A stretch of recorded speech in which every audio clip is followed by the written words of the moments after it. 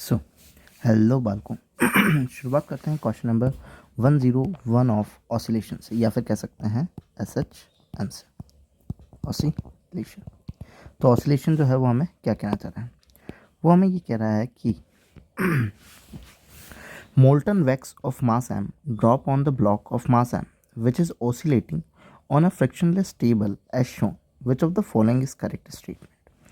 याद रखो, इस पे ये ऐसा कहता है कि स्प्रिंग जो है एम मास से अटैच्ड है और उस पर कोई मोल्टन वैक्स जो है वो डाली गई है। मोल्टन वैक्स डाली गई है मतलब कि जा कर के ये वैक्स इस पर चिपक जाएगी।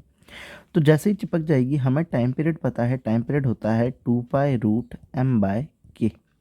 तो एम इफेक्टिव के इफेक्टिव, एम इफेक्टिव जो होगा एम मास डालने की वजह से मास जो हो जाएगा वो इंक्रीज़ हो जाएगा। तो मास जैसे ही इंक्रीज़ करेगा हमारा टाइम पीरियड भी क्या हो जाएगा, इंक्रीज़ हो जाएगा। एम इंक्रीज़ होने की वजह से टाइम पीरियड तो हमारा क्या हो जाएगा, इंक्रीज़ हो जाएगा। अब इफ़ द कॉलिजन मतलब कि जहाँ पे जो वैक्स हमारे एम मास के ऊपर गिर रही है take place at extreme position amplitude does not change, मतलब कि अब अगर मान लो कि ये कोई एम्पलीट्यूड कर रहा है या फिर SHM कर रहा है जो कि ए एम्पलीट्यूड के हैं, और यहाँ पे अपन वैक्स डाल देते हैं इसके ऊपर, तो इसने एक्सट्रीम पोजीशन पे अपन ने वैक्स क्या करी है, डाली है। एक्सट्रीम पोजीशन पे वैक्स डाली है, दैट मीन्स ये उसने उसका एम्पलीट्यूड पूरा कवर कर लिया है जितना उसको कवर करना था। तो अब एम्पलीट्यूड तो चेंज नहीं होगा, ठीक है। अब if an collision take place at a mean position, अगर मान लो मीन पोजीशन पे ये था, तब तुमने अगर इस पे वैक्स डाल दी तो इसका मास इंक्रीज हो जाएगा और जो कि इनइलास्टिक कॉलिजन कहलाएगा। अब इसकी वजह से एनर्जी थोड़ी सी लॉस हो जाएगी, तो हो सकता है कि एम्पलीट्यूड जो हो जाए वो कम हो जाए। तो if the oscillation collision take place at mean position पर डाला है तो x इक्वल टू 0 है, मतलब कि अभी तो उसको एम्पलीट्यूड पूरा कवर करना बाकी है। तो इस वजह से जब एम मास अगर उसके ऊपर रख देंगे तो हम एक्चुअली में कह सकते हैं कि उसका एम्पलीट्यूड क्या हो जाएगा, डिक्रीज हो जाएगा। अगर मीन पोजीशन पर डाला है, एक्सट्रीम पे डाला है तब तक तो एम्पलीट्यूड कवर कर लिया है, बट मीन पे डाला है तो अभी कवर करना बाकी है, तो क्या हो जाएगा, कम।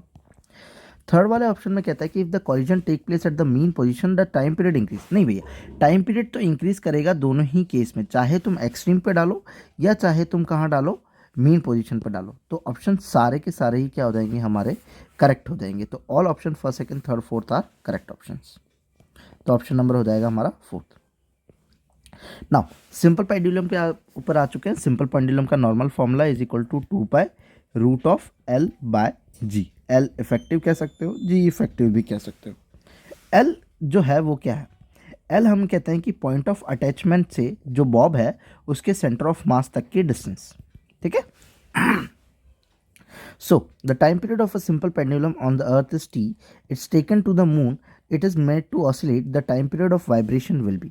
जब अर्थ पे वाइब्रेट कर रहा था तब तो जी था, बट मून पे जी क्या हो जाता है, कम हो जाता है। तो जी इफेक्टिव एक्चुअली क्या हो जाएगा, डिक्रीज।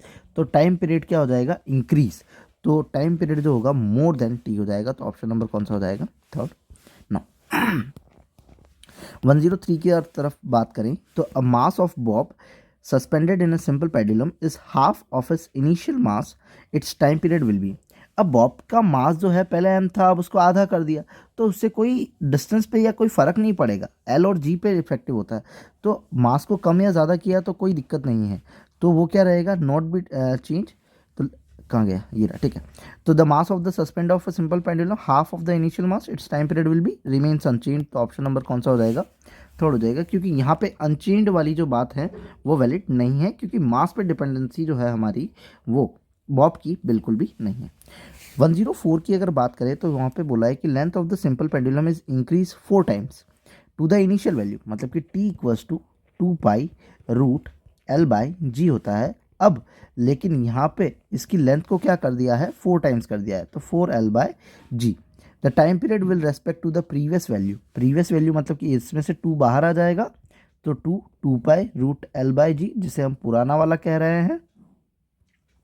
तो ये कितना हो गया, डबल हो गया, तो बिकम ट्वाइस। तो ऑप्शन नंबर कौन सा हो जाएगा, फर्स्ट हो जाएगा 104 का। ना 105 की अगर बात करें तो in air an oscillating pendulum stop because its energy. अब नॉर्मली तुम्हारा पेंडुलम है जो कि क्या कर रहा है, ऑसिलेशंस कर रहा है, बट एयर की वजह से इसके जो ऑसिलेशन होते हैं वो क्या हो जाते हैं, रुक जाते हैं। ऐसा क्यों, क्यों, उसकी चेंज इनटू काइनेटिक एनर्जी नहीं, काइनेटिक एनर्जी और पोटेंशियल एनर्जी का कोई लेना देना नहीं है एज सच, वो तो उसी के अंदर चलेगा, बट ये स्टॉप हो चुके हैं तो उसकी एनर्जी किस में कन्वर्ट हो गई होगी, ऑफकोर्स सी बात है उसकी एनर्जी कन्वर्ट हो गई होगी हीट एनर्जी की चीज़ में, वो थोड़ा सा गर्म हो गया होगा और फिर वो वहीं के वहीं क्या हो गया होगा, रुक गया होगा फ्रिक्शन की वजह से, एयर फ्रिक्शन और इनकी वजह से। तो ऑप्शन नंबर क्या हो जाएगा, थर्ड। डिस्ट्रॉयड तो नहीं होने से रही, neither be created nor be destroyed energy, ठीक है। Now if the amplitude of a simple pendulum is half, amplitude पहले ए था अब क्या कर दिया है, ए बाय 2 कर दिया। How many times will be the value of maximum velocity, velocity A amplitude पे क्या होती है, A omega, maximum velocity V max, तो यहाँ पे क्या हो जाएगी ए बाय 2 ओमेगा, मतलब कि पहले वाली की कितनी हो गई, आधी हो गई। That the maximum velocity of it initial case से हो कितनी गई, आधी हो गई है, तो हम कितना बोलेंगे, फर्स्ट ऑप्शन कि भैया इनिशियल केस से कैसी हो गई है, आधी हो चुकी है। नाउ 107 की अगर बात करें तो the length of the pendulum is 19.6, तो मतलब t equals to 2 pi root L by G, that means 19.6 by pi square, और g की वैल्यू जो है वो 9.8 है। ऑफकोर्स हमें बात है कि ये 2 टाइम्स आएगा, यहाँ पे पाई हमारा बाहर आ जाएगा, पाई से पाई कैंसिल आउट हो जाएगा, तो बचा 2√2, तो 2√2 सेकेंड हो जाएगा, ऑप्शन नंबर सेकेंड हो जाएगा। मूव ऑन करते हैं 108 की तरफ चलते हैं। 108 हमें ये कहता है कि अ सेकंड पेंडुलम ध्यान रखना कि सेकंड पेंडुलम का जो टाइम पीरियड होता है वो एक्चुअली कितना होता है, 2 सेकंड रहता है। The mass of the Bob is 30 gram and it is replace by 90 gram, the time period will B, time period पे कोई फर्क नहीं पड़ेगा, सेकंड पेंडुलम का मास 2 सेकंड्स होता है तो वो 2 सेकंड से रहेगा, मास पे चेंज करने से कोई फर्क नहीं पड़ेगा, तो वो 2 सेकंड ही रहेगा। ये थ्योरेटिकल है, इसको याद रख लो कि सेकंड पेंडुलम जो है उसका टाइम पीरियड कितना होता है, 2। Now in a simple oscillating pendulum the work done by the string, ठीक है। अब ये हमने बना दिया हमारा पेंडुलम और ये हमारी स्ट्रिंग बना दी, स्ट्रिंग के ऊपर कहीं ना कहीं टी टेंशन आ रही है और इसका डिस्प्लेसमेंट जो हो रहा है वो कुछ इस तरीके से बन रहा है।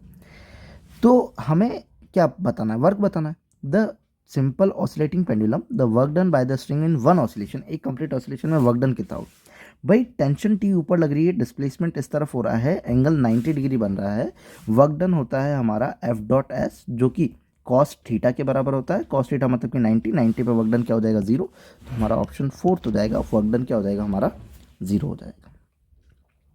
नाउ क्वेश्चन नंबर 110 की अगर बात करें, a child swing on a swing is sitting position suddenly stand up. अब नॉर्मली मान लो कि ऐसा कोई सीसो जो था, उस सीसो नहीं था, मतलब कि जो झूला था उसके ऊपर आदमी बैठा हुआ था और वो झूल रहा था, अब वो एक्चुअली उसी झूले पे क्या हो जाता है, खड़ा हो जाता है,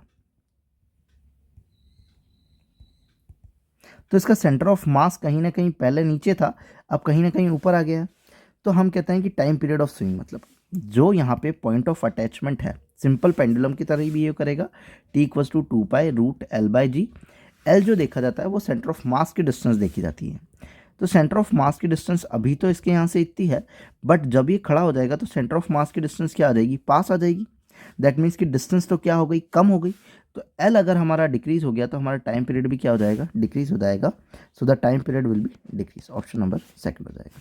सो ये थे 10 क्वेश्चंस हमारे एसएचएम के, नॉर्मल सिंपल ही है। Okay, if you like then please subscribe, thank you.